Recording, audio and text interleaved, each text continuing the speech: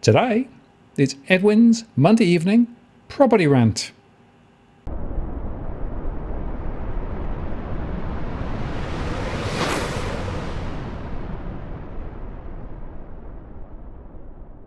Hello again, it's Martin North from Digital Finance Analytics, where latest post covering finance and property news. Another Monday evening, and Edwin is back. And Edwin, I gather it's been a little windy and wet over there. A little windy and wet for sure, Martin, especially where you're trying to do some work and we're trying to look at properties. But like I say to my colleagues in my team, I say the wet weather brings out the best of properties when you're wanting to look for some some Yeah, you can see where the leaks are, can't you? When you've got yeah, rain exactly. coming down, the rainwater goods, the drains. Yeah. Yeah, I've spent and you can many a feel the long mold. Yeah, many a long inspection, sort of fighting the weather, but it's interesting, and I think the forecast is it's going to go on for a few days, so that'll be quite interesting. Talking about forecasts, I should just mention that we've got a show live tomorrow, and that show will be entitled "How to Get the Best Out of a Real Estate Agent." And in fact, I've got Aaron Scott from Be Right and your good self joining me for that show, so that'll be fun. So much to talk about in terms of how to get agents to work for you rather than against you. But more broadly, I have to say that we're in the middle of some shenanigans at the moment. Did you see my show called "The Islands of Strangers," an island of strangers? This was actually referring to Starmer in the UK, basically calling the UK potential island of strangers if we don't control migration. I feel a bit the same in Australia. A lot of reaction to this show, and it shows you that we're in a very interesting situation, of course, with high migration easing maybe slightly, housing affordability blown to bits, as I said in the show that I did the other day, and of course we've got the question of, will the RBA cut? Will they not cut? How much will they cut by? And it's fascinating to see them all debating this at the moment. Yeah, and this is why what I was saying earlier on that emotions are running high with all the what would you call it, the Kellogg's cornflakes box policies that are coming through, whatever, it's a mystery. It's a surprise. But then, is it really though a surprise? Would we have got the same the same outcomes with the other mob in power? I'd say pretty much it'll be very close. If it's not one, it'll be the other. Mm. But look, emotions are running very, very high. They amongst across the social media platforms. You see the people in the open houses, at auctions, on the road. I mean, the economy is absolutely shot. And it's only sorry, folks, but it's only going to get worse before it gets better, because our illustrious leaders haven't fully broken it yet. They're trying to bring about band-aid solutions, but it's only making things worse. And what we try to do is try to decipher as to what they're going to throw at us and when, and also determine what the groups that we have very close tabs on, what they are going to do, because that determines what the rental outcomes, that determines the pricing outcomes for the different markets, different properties across different markets of predominantly Sydney, our backyard, and some of the regions, the outer regions of Sydney, because there'll be certain trends, and there's one that's going to be enforced in one of the new regulations, which is not bad, but the government is not prepared for what's to come, and nor is the tribunal. We're going to talk about that a little bit later on as well, and also what people are doing based on the policies. And this is what I'm saying: emotions are running high. Policies haven't been enacted yet. They're not etched in stone. They haven't been made law, but yet people are very, very emotional. Yeah, absolutely. And there's a lot going on, of course. We've got the prospect of the rate cut. I actually made a show called Pop Goes the Rate Cut Calls, because actually, if you go back 2 or 3 weeks, They were talking about 5 cuts this year. It's dropped significantly. But just look at all the media coverage. Here's one. RBA's war on inflation hits home buyers with $290 billion in interest costs over the period. They now believe that there will be a rate cut next week, probably from the RBA. Though, interestingly, ANZ has now dialed down its calls from several to maybe one more in August. But the Economist, here's Michael Reid writing the other day about the supply pressures, the first-time buyer boom, and, this all means a big boom in house prices if they cut the rates. We've got this one, basically, the booming jobs market could limit the rate cuts because, of course, we've still got strong employment. And that's Michael Reid as well. So I don't know which side of the fence he's on. You've got Alex Joyner saying the RBA meeting is not fully priced, a 25 basis point cut now. So it's come back significantly.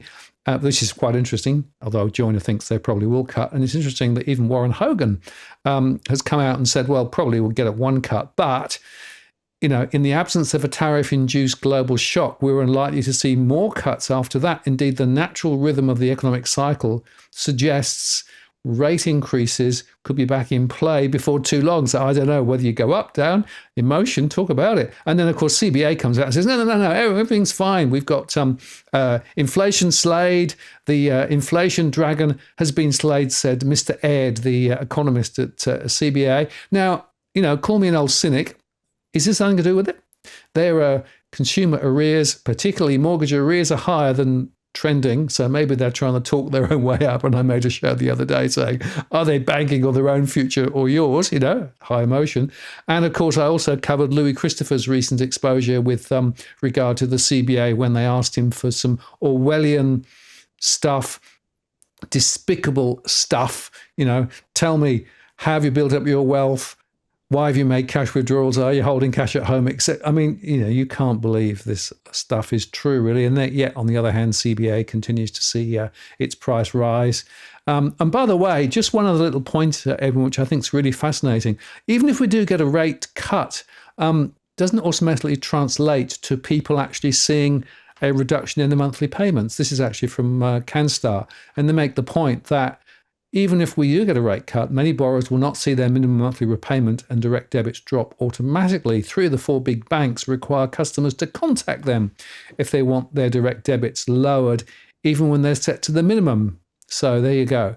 CBA customers must initiate change in direct debits. Westpac automatically drops if paying the minimum and have a direct debit set up. Whoopee. NAB says customers must initiate the change in direct debit. ANZ ditto, and Macquarie automatically drops if paying the minimum and have a direct debit. So even if you actually get a cut, it may not be in your bank account immediately. And by the way, it takes perhaps 6 weeks for all these things to whistle through as well. And then the final point, just to sort of round this out, the 30-year US bond is close to 5%, which is higher than it's been for a long time. And the Japanese bond, the 40-year bond, is the highest it's been for, decades. So there is a backlog here which suggests that maybe these rate cuts that everyone's been hanging on for, and everybody's saying, we're going to see property prices boom, may not actually be coming the way that people expect. And here we go. Here's the media coverage, why hoped for rate cuts were bittersweet, because whilst mortgages could fall, home prices will rise. And we'll talk about the super tax in a moment, because that's something else that people are talking about. But, Melbourne is boosting higher clearance rates. There we go. On the other hand, prices are taking a tumble according to this report. And we've got suburbs in Sydney where you can maybe get a deal with prices falling.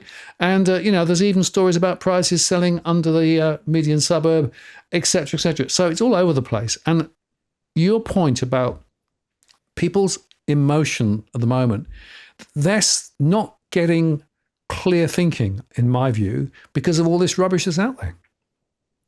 Yeah, and this is what I've said before, and this is what I've been saying for a very, very long time, and that is a lot of people make the buying decisions on emotion, and they make the selling decisions on emotion as well. And to bring another point into the mix, they also make rental decisions on emotion than on facts, figures, logic, and reason.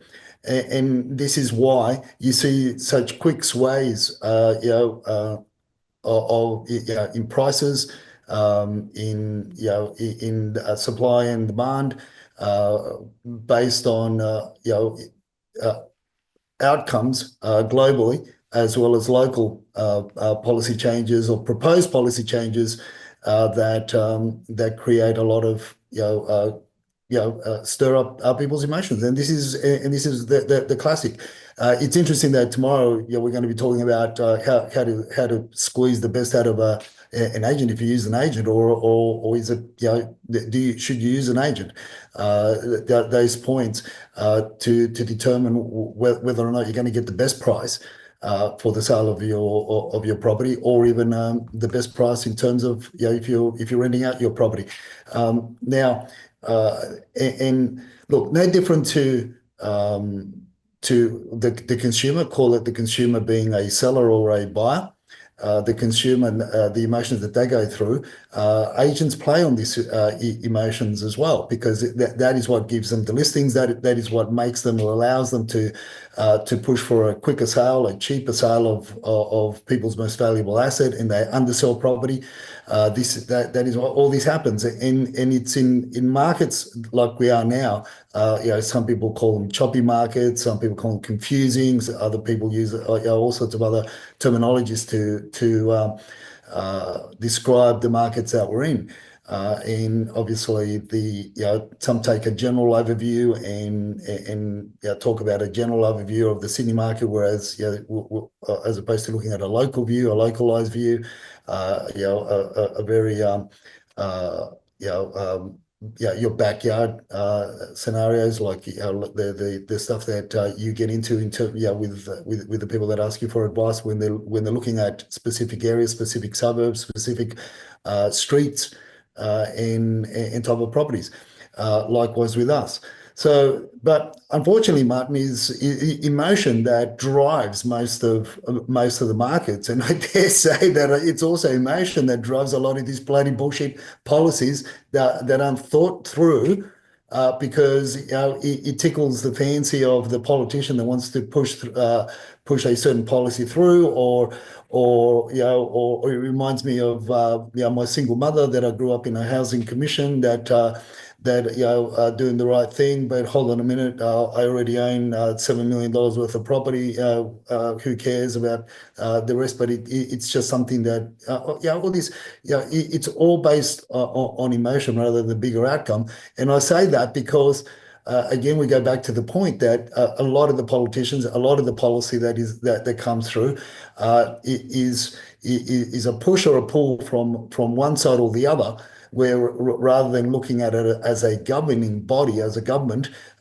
looking at everything holistically and seeing what is going to be the better outcome moving forward. And the better outcome moving forward is going to be a slow pace momentum, with some hard calls that are going to be made. Not everybody's going to be happy, but the politicians want to please everybody because the terms are short.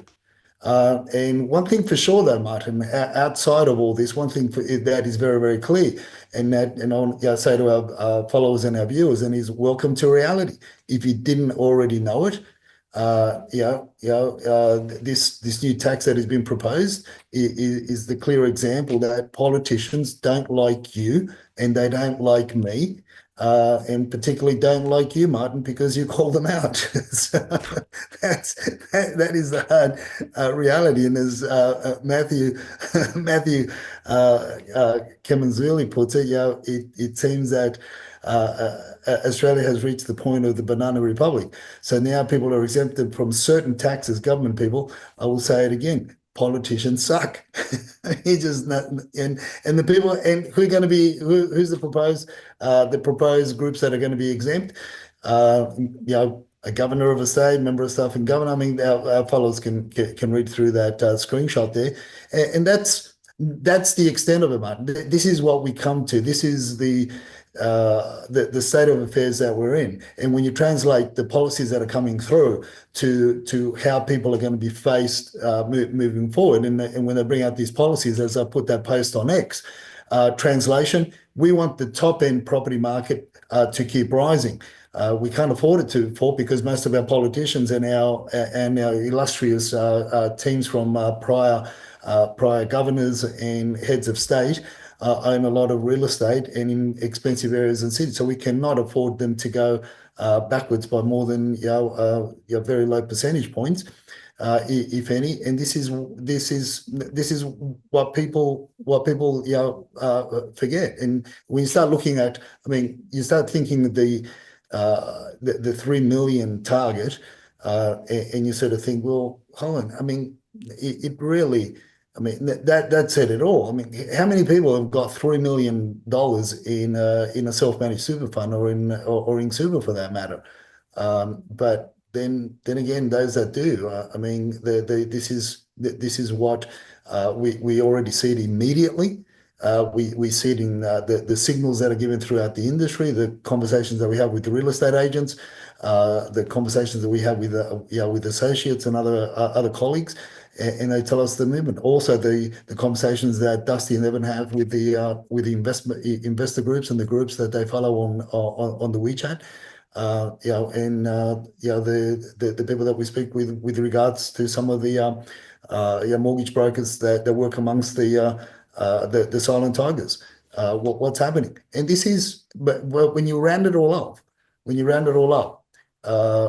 most people are still making decisions based on emotion because a lot of these policies haven't been documented or etched into stone, into law. But yet people are already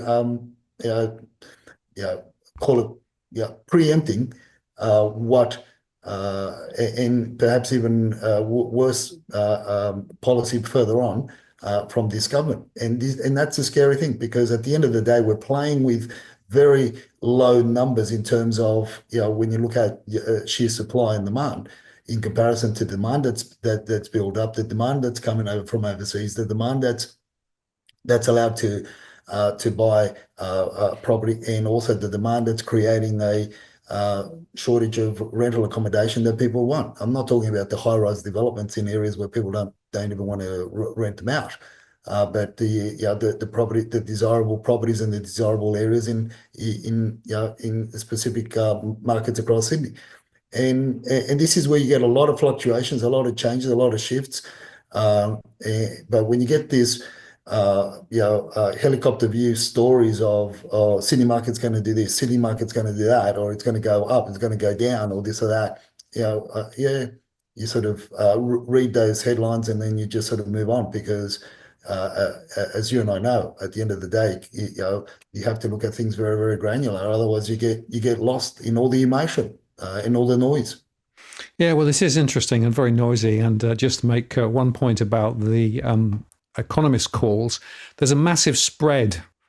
Some people thinking we're going to see massive rate cuts over the next few months. Others now saying, well, maybe one or maybe none, so it massive spread because of so much uncertainty. Again, the uncertainty around the superannuation taxation story is quite interesting. So the 3 million, which is basically only above 3 million, does it actually bite, is an interesting figure because it's not inflation adjusted. So it will be 3 million today, it'll be 3 million in 10 years' time, it'll be 3 million in 30 years' time. And there was some modelling done by a couple of different parties that showed that with inflation running at the sort of average level, more and more people, it's only about maybe 30,000 or maybe 80,000, depending on how you calculate it at the moment, that might be caught now. But in 20 to 30 years' time, a considerable proportion of the population could well end up with a superannuation balance above 3 million. So this is a tax that's small now and almost insubstantial now, but it sets a trajectory, which means that more people later could be caught. The second point is that this is the first time that the taxation basis is not based on when you buy and sell assets and the gain that you make or lose, right? This is now when you're actually having your asset measured by value on 1 year, how much it's gone up the next year, and then effectively you're being taxed on the incremental movement of that asset over the year. Now, guess what? This is a thin end of the wedge in my view, because of course the Treasurer is desperate to find more ways to tax people harder because they can't balance the budgets. We've got deficits into the future at the moment, right? And so we're opening the door through this particular piece of legislation, potentially not just to tax superannuation above 3 million in terms of the asset movement, but what about home prices? What about stock prices? You can see this as the thin end of the wedge. And I'm very concerned that people aren't actually thinking about what this significant shift means. What it means is that effectively in the future, it could well be that governments start looking at your assets, and based on the market valuation of those assets year on year on year, they start charging you tax to hold those assets. Now, the trouble is, of course, many people won't necessarily have the income flows to be able to pay the taxes without perhaps selling the asset. For example, if it's a house, what happens if it's a house within the superannuation fund and the value of that house goes up 10% over 12 months? Suddenly you've got to find tax. How are you going to pay that tax? So people have not thought this through. And again, it's all emotion at the moment, but there are some really, really hard questions that we should be asking about this whole philosophical basis of taxing value of assets rather than on the transactions. And I think it's a really concern. By the way, you might even see it being applied later to things like Bitcoin as well. Well, people would love that with the incremental rise in Bitcoin costs over recent times. Think of the implications of that too. Yeah, but this is why myself and my team and Dusty, we believe that there's going to be a big shift into property. And as opposed to looking at more liquid assets such as stocks and bonds or gold or silver, because that is more uniform. The rises are more uniform across the board. But that will have to adopt valuations on properties, and there are many ways that you could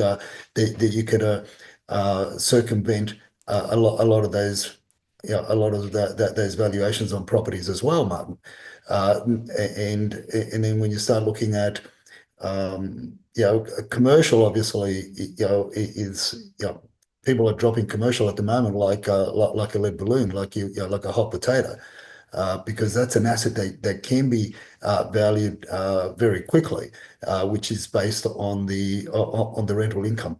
It doesn't take a so-called professional valuer to give you an assessment of the value of a commercial property, because it all just comes back to numbers on the lease, on the rental the income that he gets. Now you can't do the same for residential, and this is why many we'll talk a little bit more from the WeChat charter groups, why they are looking at your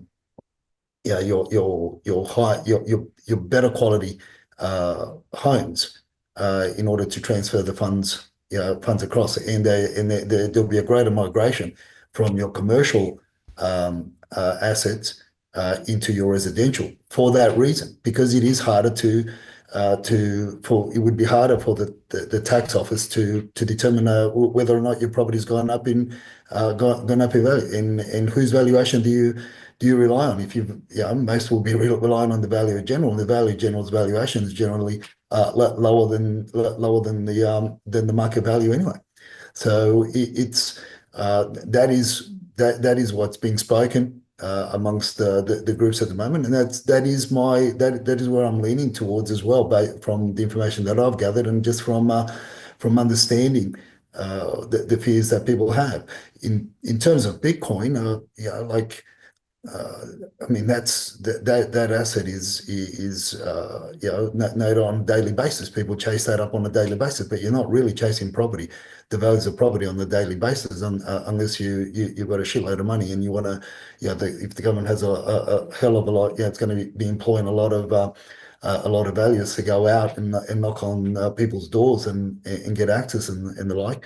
So this is why what we're going to see, I believe, from that point of view, where that is why I put there that the high end properties around the Sydney market, in various suburbs, in multiple suburbs, because a lot of properties in a lot of suburbs are already creeping up to the 2 million mark and beyond, let alone your eastern suburbs and your North Shores and your lower North Shores.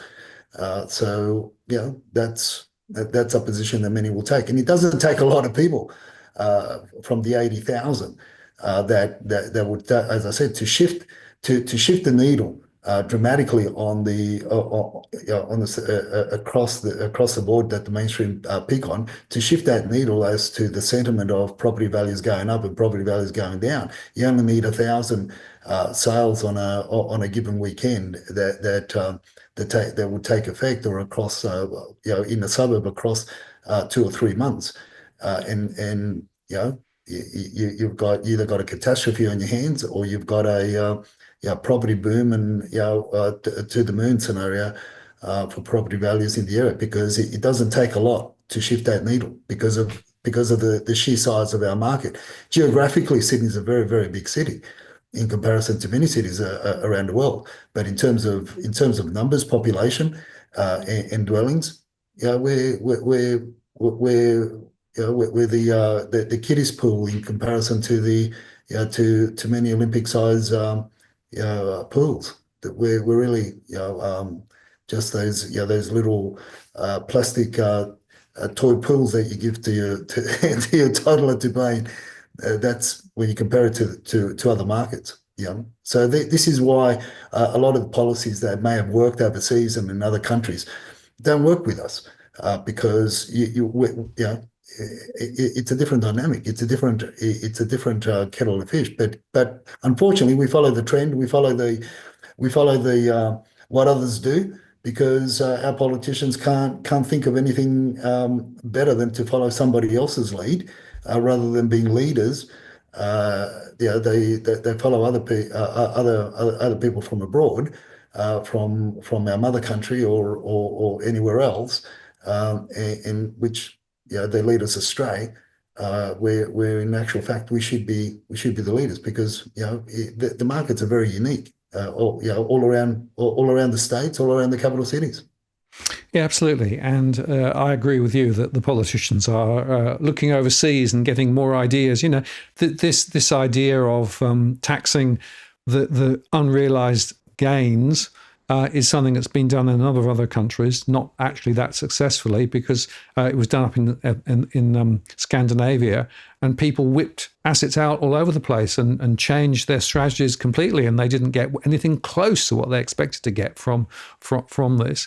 The other point is that, of course, with properties, as you say, the valuation is always questionable. And, you can perhaps make the valuation what you want, or will you be enforced to make a valuation from an external party every year as part of your process for your tax return, for example, and think of the cost involved in that. Sorry, under the Property Stock and Agents Act, you can challenge the value under the what do you call it, the Conveyancing Act. Yep. You can challenge the valuation as well. So and that is why courts have a very, very hard time. That is why courts that you don't. That is why, in essence, you don't rely on an agent's market appraisal of the valuation of a property when it's through court proceedings. You have to get two or three, in some cases three different values, and then they basically find the average. I mean, does the government have that kind of coin available to be doing that for every single property? If there's if it all gets turned in, moved over, not all, but a good percentage of it gets turned over. Look, there's a lot of self-managed super funds now that are holding property in their asset pool anyway. Then you've got, as you said, a migration into other asset classes or asset pools. Such as your institutional investors and what do they invest in? Into real estate. So it's whereas if you're holding it in the bank and you get an interest on it, well, that's a different story. It's easy peasy Japanesey, right? You can just get the statement at the end of the year, at the end of the month, and Bob's your uncle. So likewise with stocks, bonds, and also Bitcoin or crypto. So this is why those if property is going to become a safe haven, like I said, all you need is a very low percentage of the 80,000 supposedly self-managed super funds that are going to be affected. And predominantly they're going to be investing in top of the top tier property. Or who knows if they're smart, they'll diversify across the different groups. But but most that have got $3 million in super will be focusing on the top end rather than the average to bottom end of the property scale. So there's that is why I've but there is something that is also just happening around the corner, as we said we're going to talk a bit later on, and that is with regards to the Residential Tenancies Act that is also going to put a bit more supply of numbers on market in Sydney across many parts that could have a counter effect as well. So it'll balance itself out. Yeah, and just before we go on to that, I'll just make the point that I made a show, Housing Affordability Blown to Bits, and I specifically here looked at the demographia analysis that came out this last week, showing that Sydney was the second most sustainably unaffordable market on the planet after Hong Kong. And by the way, Melbourne, Adelaide, Perth, pretty much all of the major centres were on the list in the top few. And it's very interesting that report comes out every year, and it just shows how far away we've gone from housing being affordable for many people. And you can argue about the methodology, but if people want to know more about that, go check out that particular show, because it's got quite a few people reacting to it. And I also made the point there about the fact that, interestingly, we've got a lot more assets in Australia from an investment perspective in property related to almost every other country around the world. There was a UBS report that showed that, in fact, we are more leveraged up to property and more exposed to property in Australia than almost every other Western economy. So that just tells you something else. I think it's quite important to know. And, as you think about all these things, the unintended consequences is always the question. So, you might have a view as to what the results will be, but quite often the unexpected will come out of it. So, for example, this one said, well, the super tax hike might force early retirement. People might actually decide to get out, or it might clash with productivity improvement. So, they're finding all sorts of reasons, perhaps, why this isn't necessarily a great strategy. And the truth is, of course, that the reason that they want to do it is because they need to do it because the government is spending way too much money and is not able to bring the balance sheet back into balance. They have to find other tax sources. I always ask the question of why on earth aren't they taxing corporates the way they should be? Because a lot of corporates get away with murder at the moment and don't pay any tax at all. And what about the gas reserves? If we did things with there, we could generate huge amounts of income. But no, they want to actually generate new ideas in terms of tax take and therefore unintended consequences. Now, talking about unintended consequences, let's go on to this other one, because this is the other thing that's happened, right? This is the new changes to the residential tenancies in New South Wales. A few came in on the 31st of October last year, but the 19th of May is when most of the changes start. And boy, this is a biggie. Yeah, this is what we've been talking about. That was going to happen from last year. We were discussing it even before that, and we just caught up to the things that are happening in Melbourne, and also in Queensland. We're a little bit late to the party. Look, on the one hand, it's not bad. It gives a lot of people a lot of somewhat security. But from a property ownership point of view, from an investor's point of view, or if you're thinking as an investor, if you're thinking of selling or where prices are potentially going to go, I mean, I've got a prediction coming up with this as well.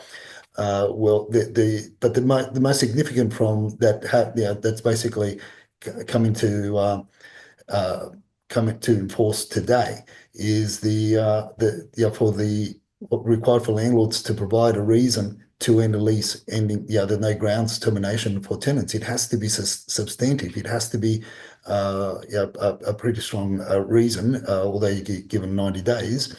And also the other one that's going to have a major effect is going to be limited rent increases to one per year for all lease types. So that is going to have a huge effect across many markets of some markets of Sydney, as well as mostly in the regions, your north coastal regions, your south coastal regions, your old hood, and all the way down to Kiama and that, and also the mountains, parts of the mountains, your Katumbas and all the way up to Lithgow, from Katoomba all the way up to Lithgow. So they're going to be greatly affected, and they have been. And we've already started to seeing and note some signs of that, as I've been sharing on the Monday evening rants with yourself. But look, the crux of this is, Martin, is the fact that the 90 days no grounds eviction, you must have a valid reason in writing. And the interesting thing about that is with the no grounds eviction notice, regardless of the fact that you think you've got a valid reason, in writing, that could be challenged. We spoke about it last year, what happened over in Melbourne with Source v. Murray. In the residential tenancies, in VCAT, that was heard there. That was just one of the cases where there were two main cases. I can't remember the second one, but there were two main cases where basically the landlords couldn't take possession of the property. The tenants, after an appeal, they won the appeal, and they got to stay in the tenancy indefinitely, regardless of the fact that in both matters, the owners of the properties were very much in need of the property, but because of the family members being sick, and they needed to take possession in order to house the family members and themselves.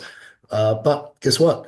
The needs and the requirements of the tenant trumped it, and they can stay now indefinitely, regardless of everything else that was also heard in that. In one of the cases there, in one of the matters there, Sawyers v. Murray, the tenant was actually in arrears and got given, so it was basic, there was it was finding it very hard to keep up with the agreed payments of the rent, and it was really bizarre. But yet it got the matter got heard and got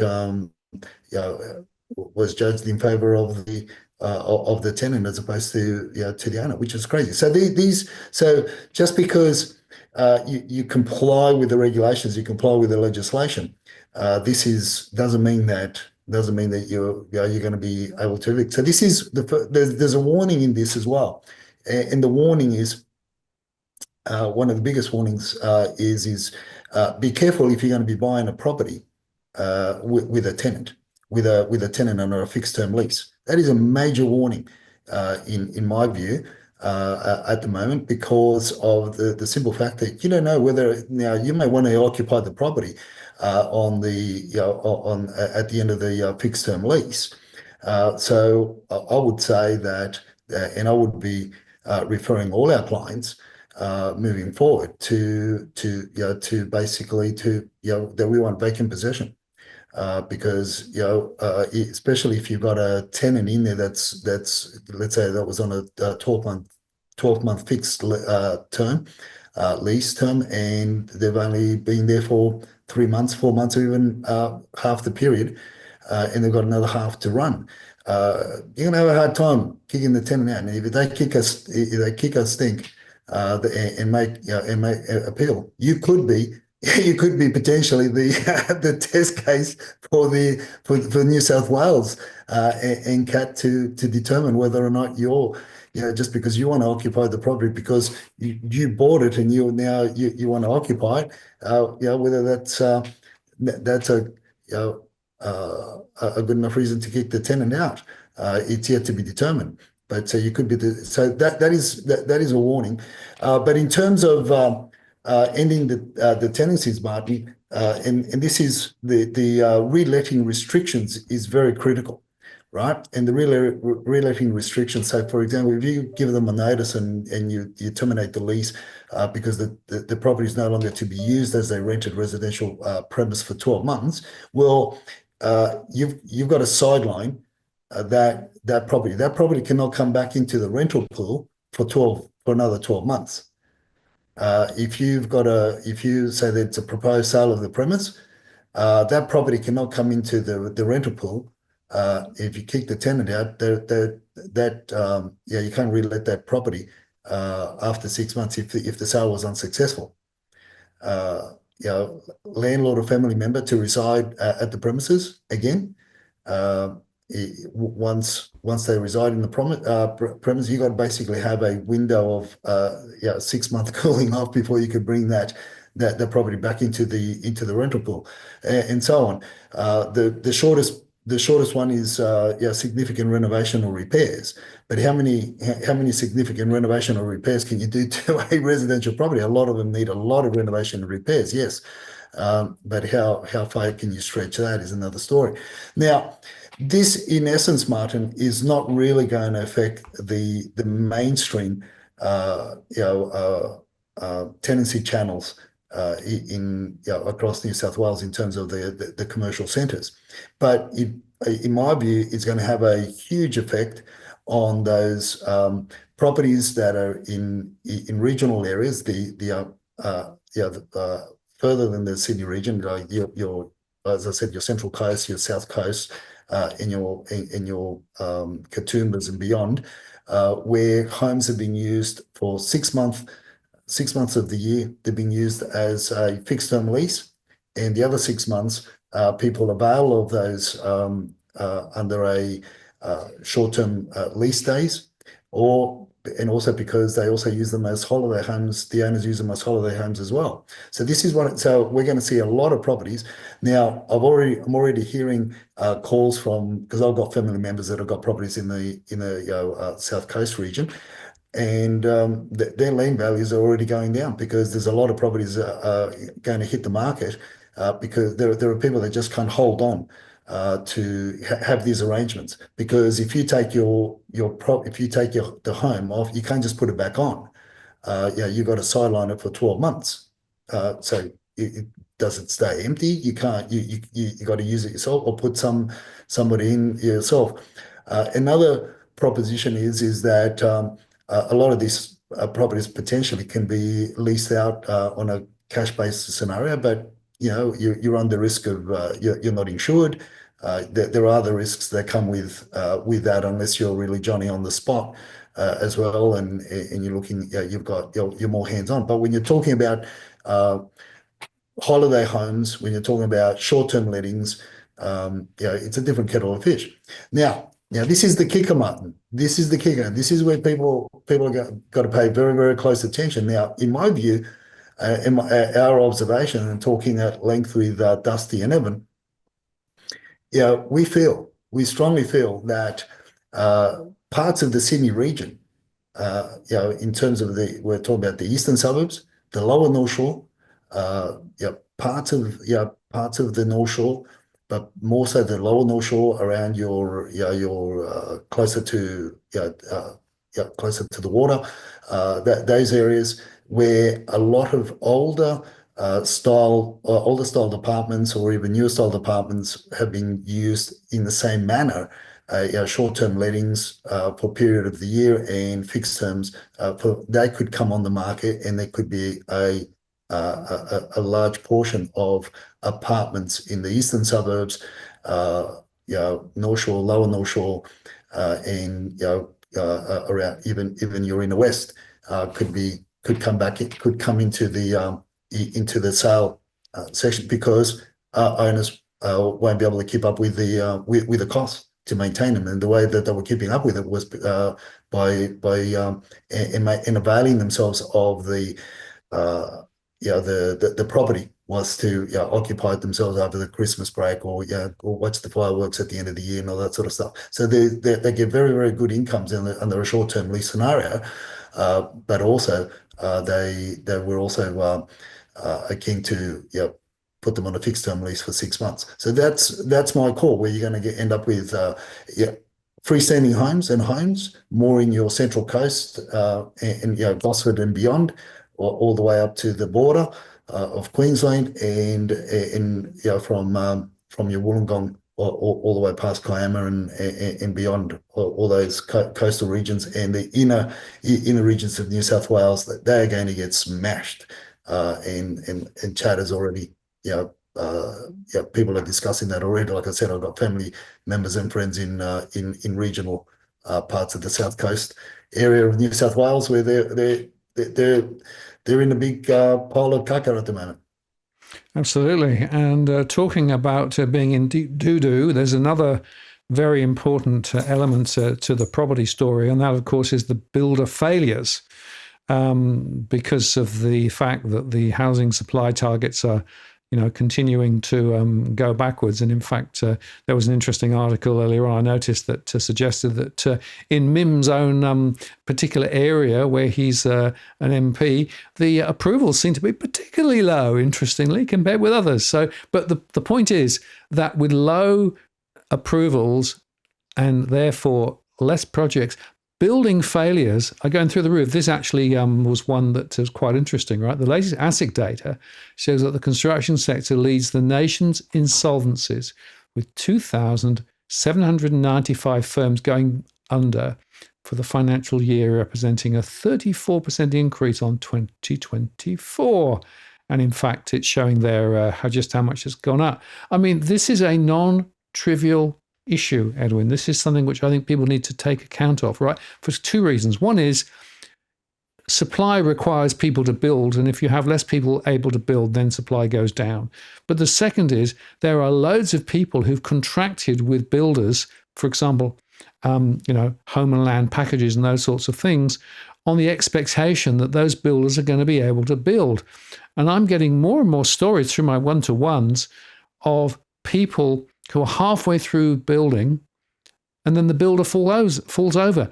And it's an absolute nightmare to unpick it at that point. So I think anybody who's thinking about engaging with a building firm at all really must do their due diligence. That it goes without saying, and this is where the authorities, the regulations aren't really protecting those people that are getting caught out. Interestingly enough, though, Martin, over the last couple of weeks, the WeChat chatter groups, the groups that Dusty and Evan follow, not the investor groups, but the other groups where they talk to tradespeople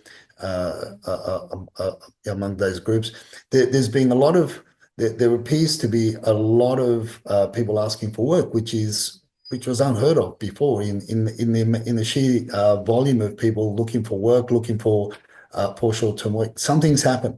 Something's happened over the last couple of weeks. I wonder what happened. I think it was called an election. And so what a lot of the WeChat chatters, what a lot of the people, the property owners that were holding on to a lot of commercial property that were they're gone on the market. And this is how I know that commercial property, or when I talk about commercial property, let's say your typical freeholds that you see cafes in, you see small shops in, you see that type of commercial property where they were basically, if they were fixing them or getting them ready to relet or release, to make good from the old tenant and to prepare for a new tenancy, they're not even bothering. They're just putting it on the market for sale. So there's a lot of tradespeople out there without work, and that's what we've been. That's where I get the information from Dusty and Evan, and also and we see the we see the trends, and more so and then when you've got builders and developers that are going under, let's make it very, very clear, when they go under, it's not just the builders and the developers. When they go under, that's a problem, but it's also all the subcontractors underneath them that also get pulled in. because a lot of the accounts that they're running 90-day invoices or 120, and if you got a government job, it's 150-day invoicing, which is horrendous, especially if you are having to fork out and have to bankroll materials and labor for hundreds of thousands of dollars, and you don't see that for another 3 or 4 months or 5 months, and then the builder, the developer goes under. I mean, yeah, they take a lot of people, and this is no matter how many more people from overseas you bring, so-called, skilled labor you bring in, you're not going to replace. You're not going to replace those that you lose and that are basically gone bust. So your tradespeople or your master tradespeople, they just go and bust left, right, and centre. And the newcomers, they don't know the regulations, they don't know the standards that we build under. So it takes a while for this market to adjust. So after reading that article, that Leith put out there, then I put out my post and I said, and how many properties did Albo and Co. Real Estate Group say they were going to build in the last term, and how many are they going to build in the current term? It's yet to be seen, right? Yes, and very interestingly, Edwin, the end delivery date appears to have now slipped out to 2030. I saw in a recent release from Claire O'Neill, right? So, it was, when does 5 years start? And it seems to be a rather elastic 5 years. So I have to say that this is part of the continuing stupidity, 1.2 million homes or whatever the number is being trotted out left, right, and centre. But you only have to look. You have to look. The construction industry is in turmoil. The costs of materials are still high. They've not grown quite as strongly, but they're still growing quite strongly. The quality of construction is very poor. And we can be pretty sure, as you said in this tweet, there will be more property opportunities coming from governments near you. But really, it really is not going to address the fundamental questions that we have. And then, of course, we can just extend the conversation on slightly to say, and what about the old WeChat chats? Because actually, they are getting a bit active now that the election is clear and, things are beginning to take shape. Well, there are some who are beginning to craft strategies to take advantage.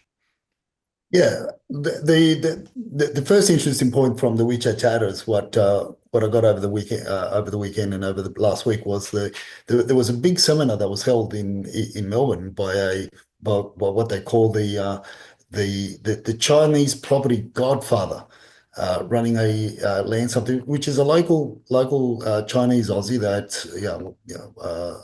been here for a very long time, and developer in his own right, and in Melbourne, and he called for a big seminar. The interesting thing with regards to the seminar was who is calling to attend, and who he was targeting through WeChat, through the WeChat investment groups and every other paraphernalia that's available to them. He wanted for the attendance for his seminar, and they go straight out, right? There's no filters. They were targeting Chinese international students.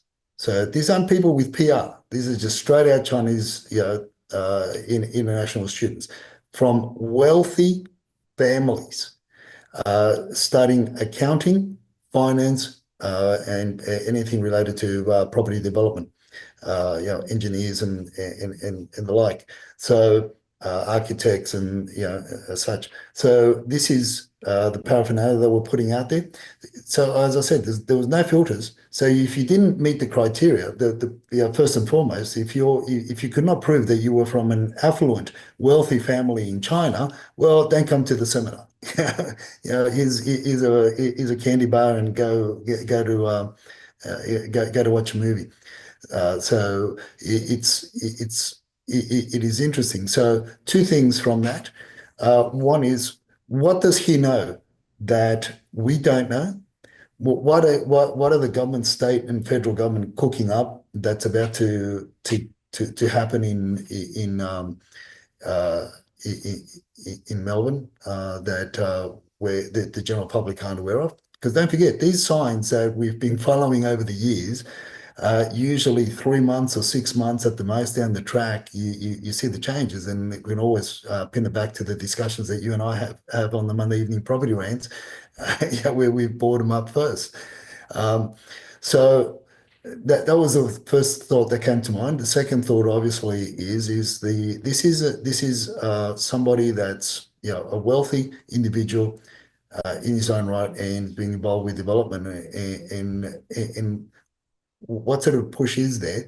As I said before, and as I said on the show, you know, in time gone by, I said that uh, Melbourne's going to become cheap enough for not necessarily the local Chinese that have got bad taste in their mouth from their investment journey in Melbourne, but other groups that are going to be. So it doesn't mean that the landholders of the people that are going to be holding these assets, you know, can't be Chinese, but there's going to be a different group, and I think the groups that are going to come in to avail themselves of cheaper residential property close to you know, inner city, albeit in the outer fringes of a city, are more likely to be your silent tigers and and the new kids on the block. But you know, it's an interesting how they're still very much focused on land subdivisions, though, in targeting wealthy. Now, we know for a fact that unless you're super well connected in China, you can't take your money out no matter what. You've got to be super well connected with a CCP in order to get serious money out of China. And who knows? But who knows what the governments are cooking up, Martin? Who knows? We know that amongst the Chinese elite, Australia is a very favourable nation. The second point with regards to the WeChat chatter is that it's more of a local phenomena that's going to have a major impact on the property landscape. You know, in Sydney, is the simple fact that the five groups that Dusty and Evan follow on WeChat that they're members of, on WeChat, big investment groups, they've all geared up now because of the new policies, the new tax laws that are coming up, because of the Labor government, because of what they believe that yeah, that we, you know, people voted in the government for renters. Yeah, we chose renters over landlords. They believe that, and they're getting ready for yeah, also this shift from your commercial to your residential shift. They are basically, yeah, got the brokers online, and they're it's get a whole, yeah, get first in line to talk to your local Chinese broker to organise your loans. And they are, in some of the groups, they're talking about some of the people that, this is what I'm told from Dusty and Evan, they're maxing out, and we're not talking about your properties out in Mount Druitt or Penrith or that. We're talking about your $2-3 million property. That's going to be their target.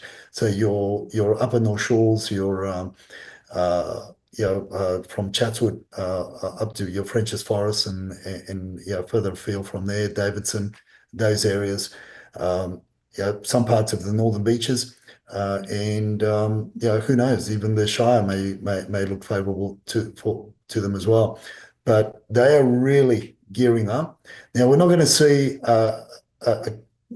an immediate um, uh, effect you know, the loan, because the loan application is going to take, you know, 4 to 6 weeks. But I think we're going to see a very you know, big turnout in your spring selling season, because obviously that is also when we're going to get more numbers on market than what we're experiencing now, even more so than what we're experiencing now. And basically it's going to be a buying fest again, because they sold the businesses years ago, and you and I were first, first on the, on that call. But now they're not only, now that they're actually selling the freehold, selling the asset, the building, because they don't feel that from an economic point of view, under the Labor government, they don't see any productivity. They only see more and more small businesses failing, but residential is the key. And we know that yeah, one of the main cornerstone, but the main pillars of their investment portfolios is residential property. Very interesting, and I think we'll have to watch that space. When we come on to the Victorian and Melbourne property stats, we'll touch on the budget as well, because that's something else that people should be aware of, I think.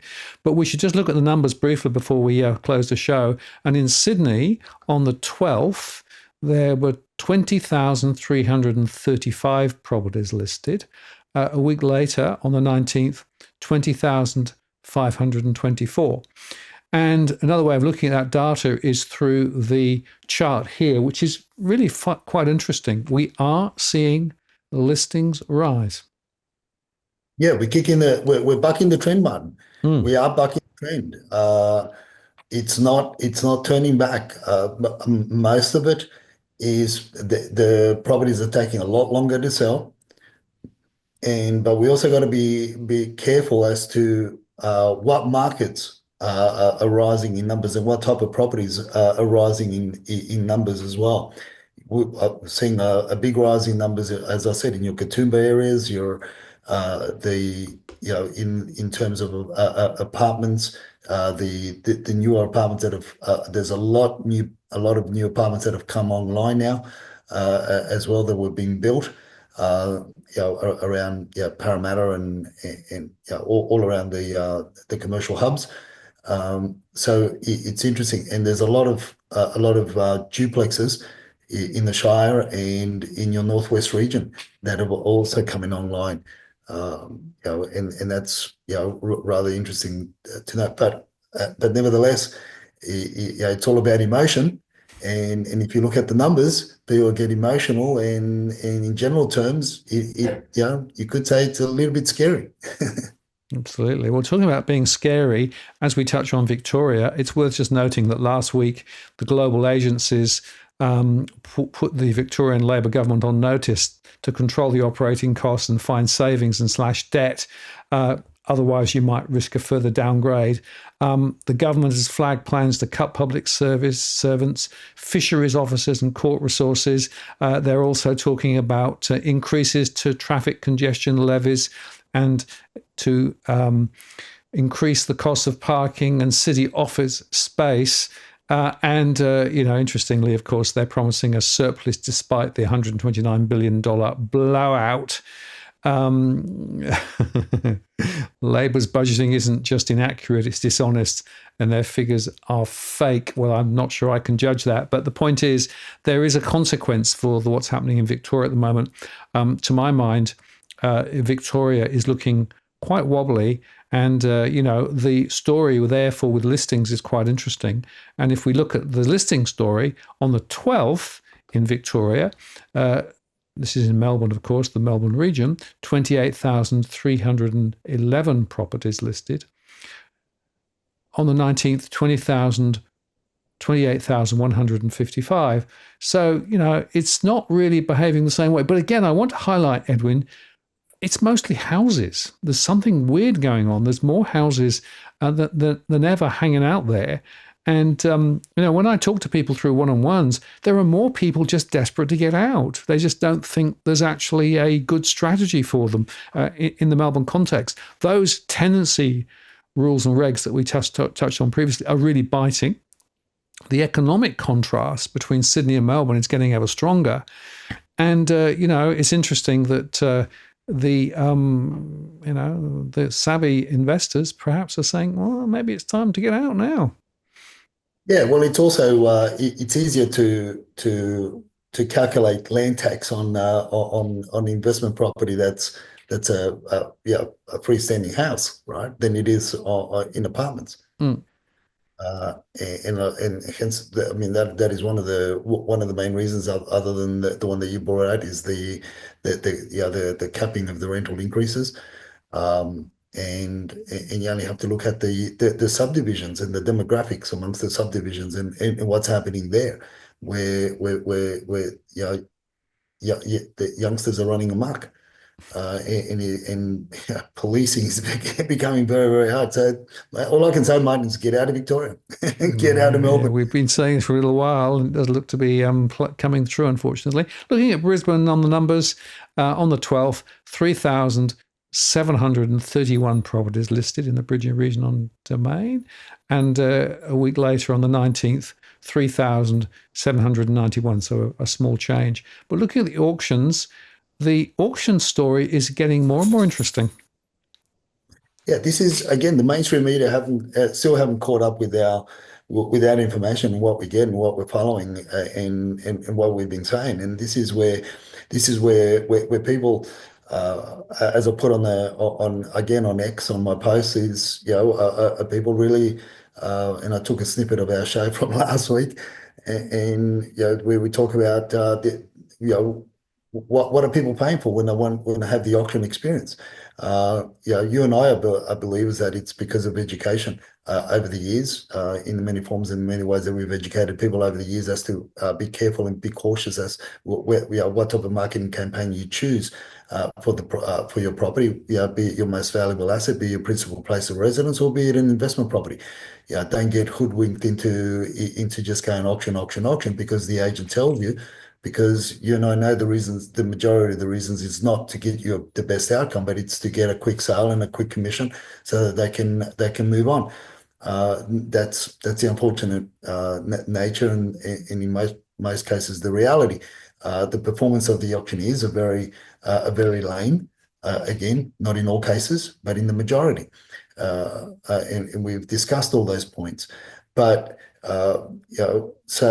others. The turbulent markets are also creating, and when people in your eastern suburbs, when they look at the outcomes of having 13, 15 auctions on the day and only two getting sold, and they were thinking of selling their properties, well, they can start thinking twice of whether or not the auction is a great strategy.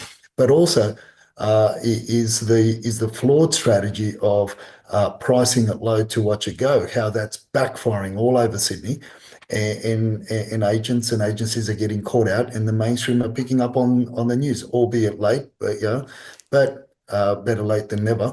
But at the end of the day, the authority is just a toothless tiger at the moment, and doesn't have the cojones that the VCAT have. And that was proven and shown by when you started comparing the actual fines of $1.8 million of fines issued, in Victoria, and over the same period, only 270,000 issued in Sydney. And in my opinion, at the moment, Sydney is by way of marketing, auction underquoting, deceptive and misleading paid advertising, Sydney takes the lead over Victoria. Victoria used to be first a few years back, but now I believe Sydney is.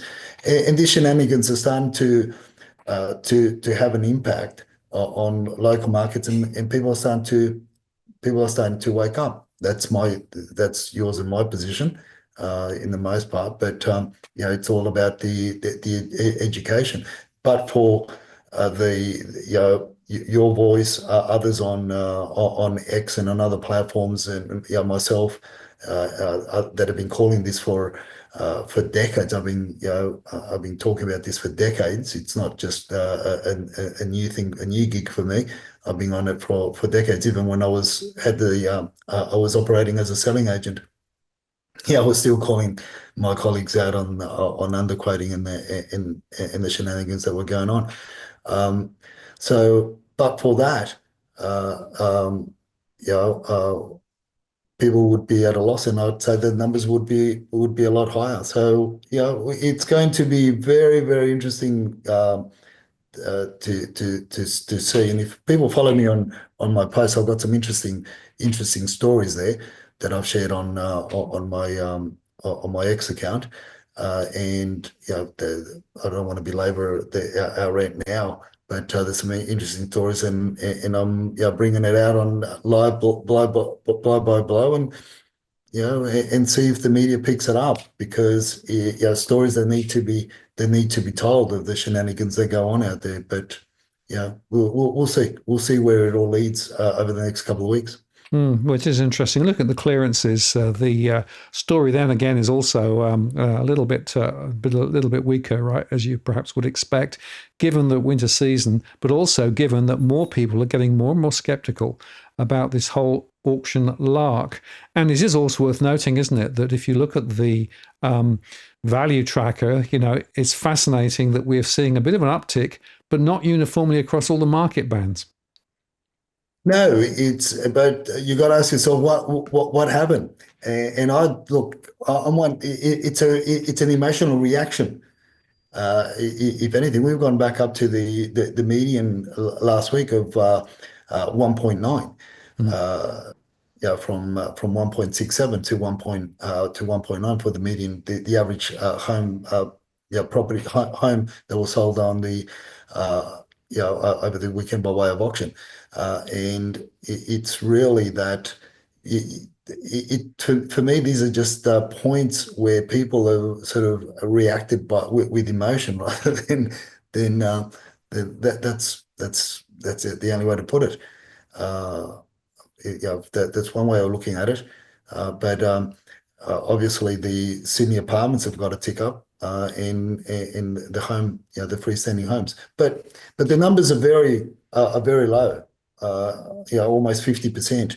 The listings, under an auction campaign over the last 4 consecutive weeks, and it's 4 or 5 weeks, and it's really telling that the confidence isn't there from the seller's point of view. And in a way, there's not a lot of confidence from the agents themselves, because if they themselves were confident, there'd be a lot more auctions, because that's their role. That's their key role. Primary role is to convince the vendor to go to market by way of auction.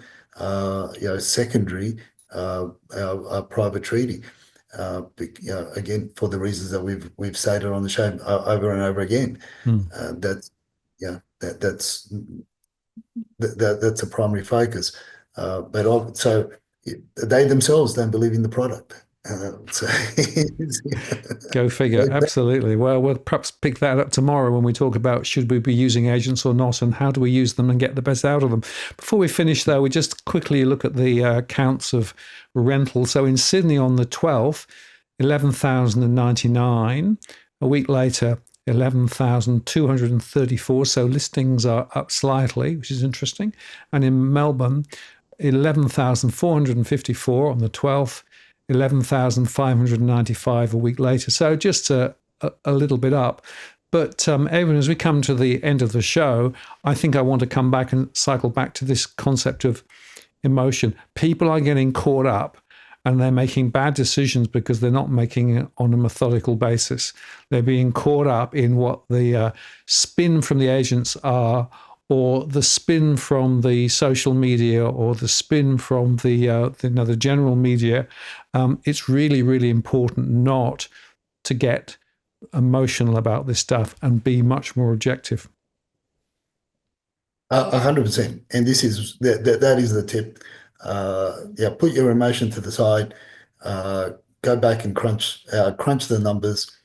And look, it's the reason why we share the numbers. The reason why we look at specific data points in a simple way, that to outlay it in a simple way for our followers and viewers, is that so people don't have to be scared into making the wrong decision. They get scared. They get scared into it, or the selling agents scare them. Oh, yeah, there's not going to be another one like this.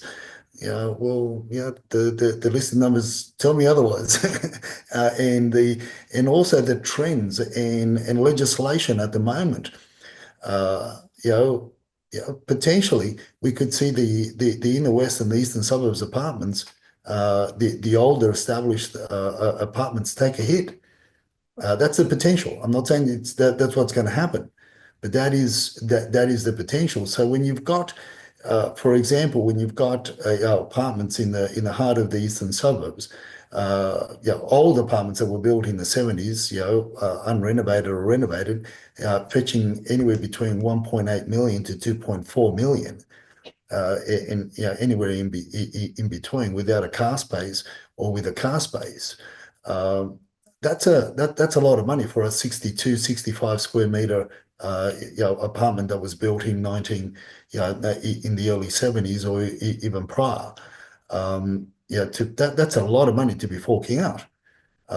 Even for the eastern suburbs, but that is what some young professionals are paying.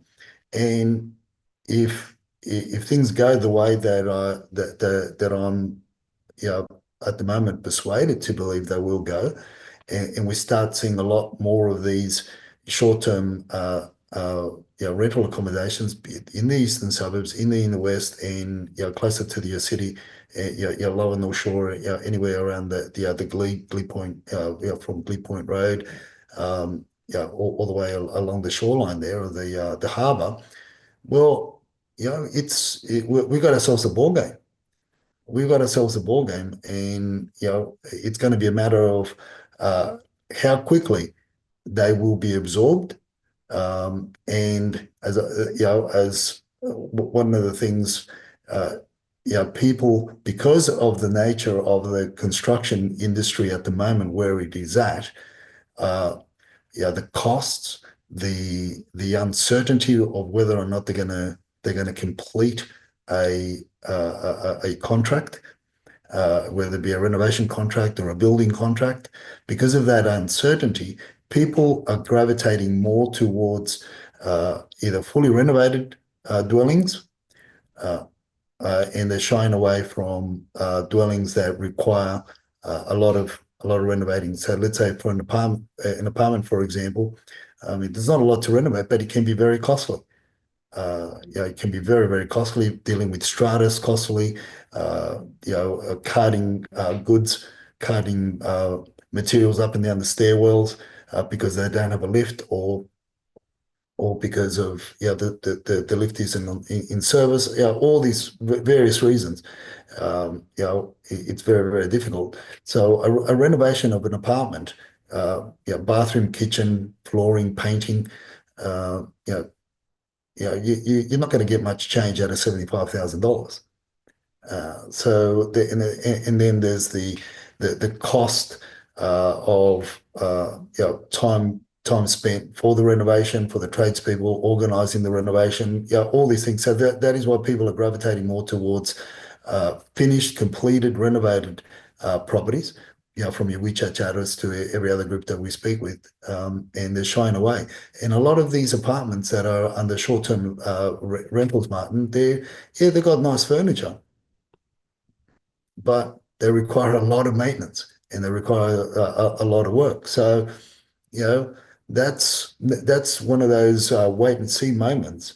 But as I said, at the moment, from all the information that I've got thus far, I'm of the opinion that the older style apartments in these areas have the potential to drop in value, because they're not going to get absorbed as quickly as many would like to think that they will. Well, we'll take account of that in our next few shows, Edwin, and see how it goes. Just to remind everybody that tomorrow you're going to join Aaron from Be Right to talk about how to get the best from a real estate agent. That'll be a live show, so you can ask questions of either of them, or indeed me as well, tomorrow at 8 p.m. Sydney time. So I'll look forward to that. And thank you very much for spending some time with us this evening, Edwin. Look forward to tomorrow. And as always, there will be plenty to talk about. So we'll see you soon. Thank you, Martin, and all the best. Catch you tomorrow. Cheers.